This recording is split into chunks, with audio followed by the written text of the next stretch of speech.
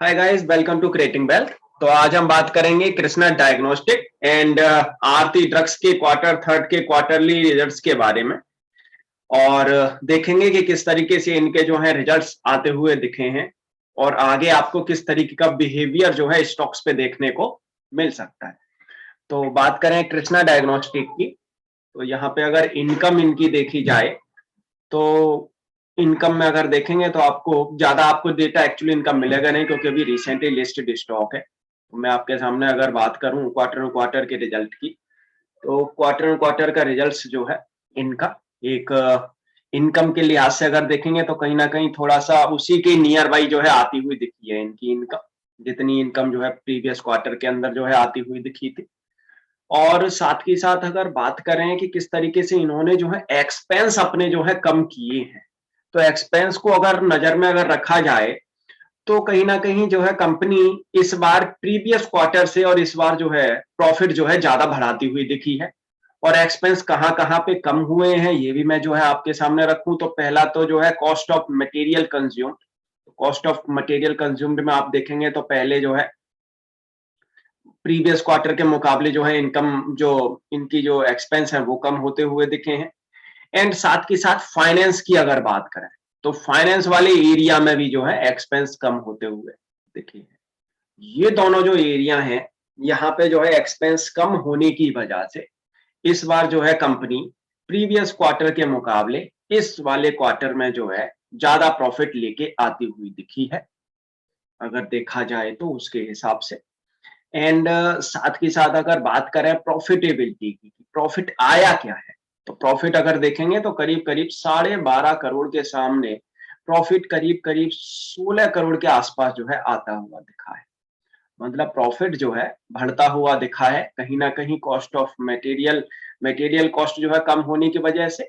और साथ ही साथ अगर बात करें एक फाइनेंस कॉस्ट जो है कम होने की वजह से, तो ये काफी अच्छा है। और ये इनपुट जिस तरीके से जो है देखने को मिल रहे हैं, जिस तरीके से जो है कंपनी थोड़ा सही से एग्जीक्यूट कर रही है अपने प्लान्स को, अपने जो एक्सपेंस में जो है कहीं ना कहीं जो है खर्चे कम करने की जो है कोशिश कर रही है, वो इसी तरीके से अगर ये राइट फिट होती है और इसी तरीके से जो है अगर आपको आने वाले टाइम में भी अगर देखने को मिलते हैं, कंट्रोल करती है अपने खर्चों को, तो मेरे हिसाब से तो जो है एक ये श्योर सॉलिड जो है आगे एक अच्छा खासा स्टॉक जो है बनता हुआ दिखेगा।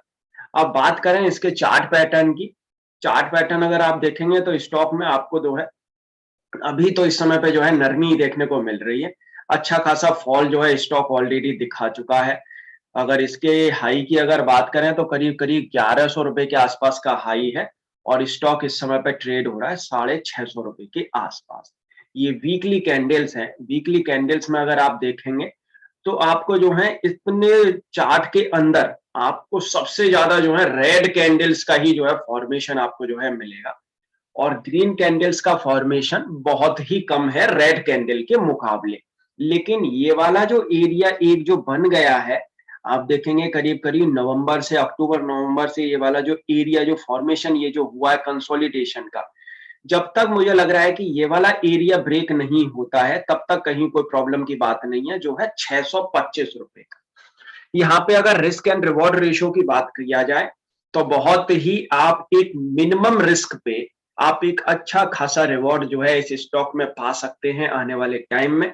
और यहाँ पे आपको जो एक स्टॉप लॉस अपना एक मेंटेन करके रखना चाहिए, वो निकल के आ रहा है 625 रुपए का। 625 रुपए के स्टॉप लॉस के साथ में बिल्कुल मेरे हिसाब से तो जो है इस स्टॉक में जो है खरीदारी करनी चाहिए। काफी अच्छी खासी गिरावट ऑलरेडी स्टॉक ने जो है दिखा दी है। यहाँ से मुझे नहीं लगता, ऑलरेडी एक्चुअली क्या है ये सारे के सारे जिस तरीके से जो है रिजल्ट प्रीवियस जो आए थे वो सारे के सारे जो है प्राइस इन हो चुके हैं। और यहाँ से कहीं ना कहीं इसमें जिस तरीके का रिजल्ट इस वाले क्वार्टर में आता हुआ दिखा है, कहीं ना कहीं थोड़ी बहुत एक मूवमेंट अप साइड में अप जो है बननी चाहिए। देखते हैं आगे किस तरीके का जो है काम होता हुआ दिखता है। और स्टॉक का बिल्कुल जो स्टॉप लॉस रखना चाहिए, मेंटेन करके रखना चाहिए, स्ट्रिक्ट स्टॉप लॉस होना चाहिए 625 रुपए का। और यहां से मुझे लगता है कि अब ये स्टॉक जो है रिबाउंड होता हुआ दिखना चाहिए। इसके अंदर एक जो है अपसाइड जो है आने वाले टाइम में बनती हुई दिखनी चाहिए। डायग्नोस्टिक चेन का स्टॉक है और उसमें जो है एक अच्छी खासी डिमांड है इंडिया के अंदर अगर देखी जाए तो कहीं ना कहीं। तो फ्रेंड्स, अगर आपको ये वीडियो अच्छी लगे तो आप लाइक जरूर करिएगा। अगर आपने हमारे चैनल को अभी तक सब्सक्राइब नहीं किया तो हमारे चैनल को आप सब्सक्राइब जरूर कर लें। बात करते हैं आरती ड्रग्स की। आरती ड्रग का भी कहीं ना कहीं जो है उसी ट्रेजेक्ट्री में जो है एक इनका भी रिजल्ट आता हुआ दिखा है। अब रिजल्ट की अगर बात करेंगे तो क्वार्टर ऑन क्वार्टर के हिसाब से एंड ईयर ऑन ईयर के हिसाब से इनकी इनकम तो जो है इंक्रीज होती हुई दिखी है।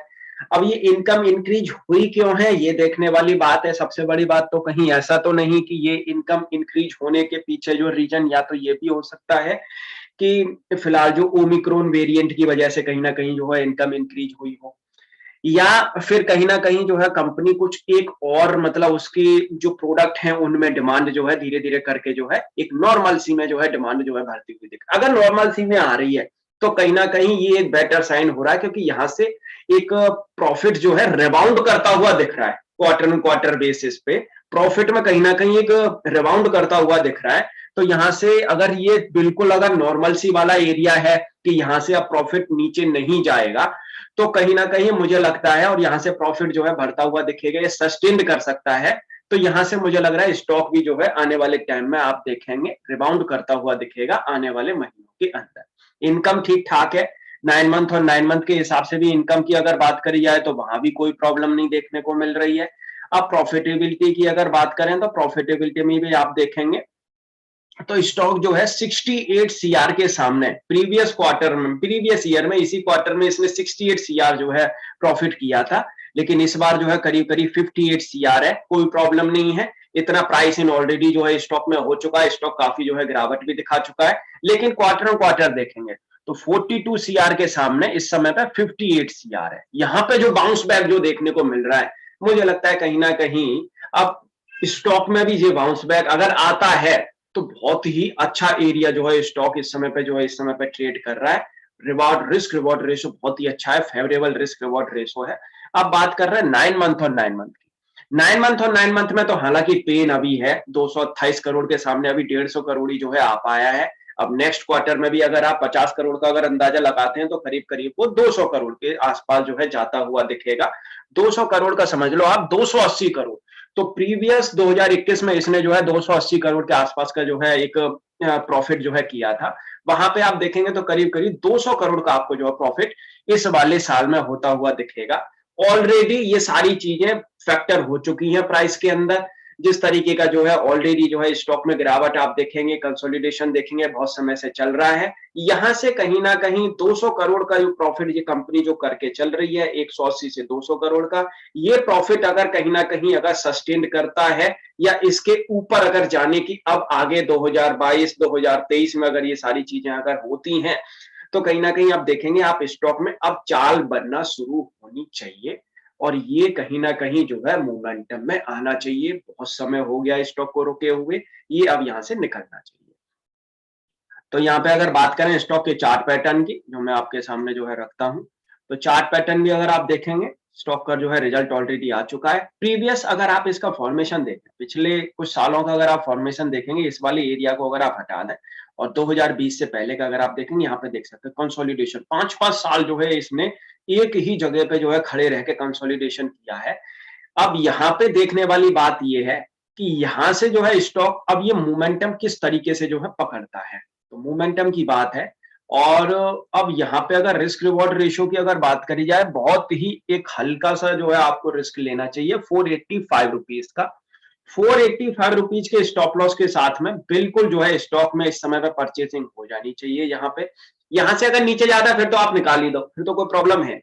लेकिन यहाँ पे 485 का अगर स्टॉप लॉस काम कर गया तो आप समझ सकते हैं कि यहाँ से जो है स्टॉक में जो रिबाउंड जो आएगा करीब करीब मेरे हिसाब से जो है यहाँ से 600 साढ़े 600 रुपए तक जो है ये स्टॉक बड़े आराम से जो है रिबाउंड कर सकता है।